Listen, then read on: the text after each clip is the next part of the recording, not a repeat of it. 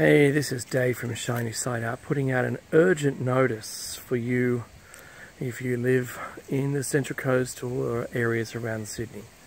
And it's informational for people in other places.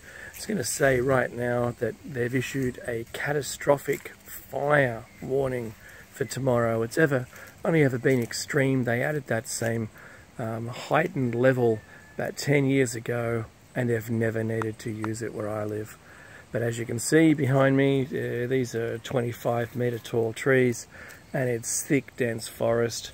That's where I live, and that's where they're hoping will not burn tomorrow. But we're going to have 37 degrees Celsius, which isn't, the hottest it's ever been.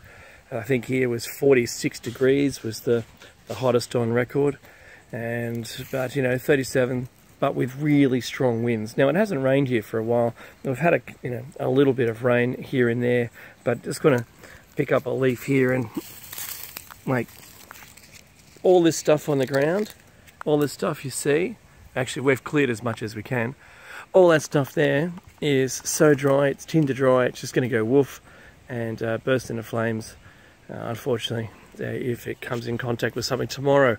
And the fierce winds means that the ember storm downfield in the path of the fire, where the fire's been blown by the wind, will just ignite, and they're going to have a really hard time. We're surrounded by 5 properties here, and it's very difficult to keep this wild bush under control. So my house, while I admit, is made out of steel and Hebel, and we have 10,000 litres of water.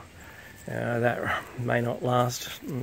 Having services here to protect both us and our neighbours is going to be a challenge for the fire services. I've got some friends in the RFS, which is the Rural Fire Service, and I'm hoping that they're going to come to the party and be able to protect the houses in front of us, and by doing so protect themselves while they're on our property.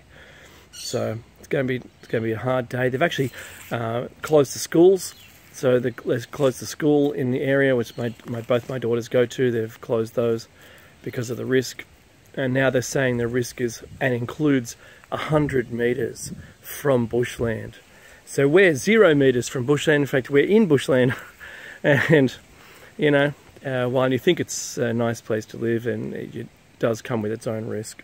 So unfortunately, I'm hoping that the fire doesn't come through.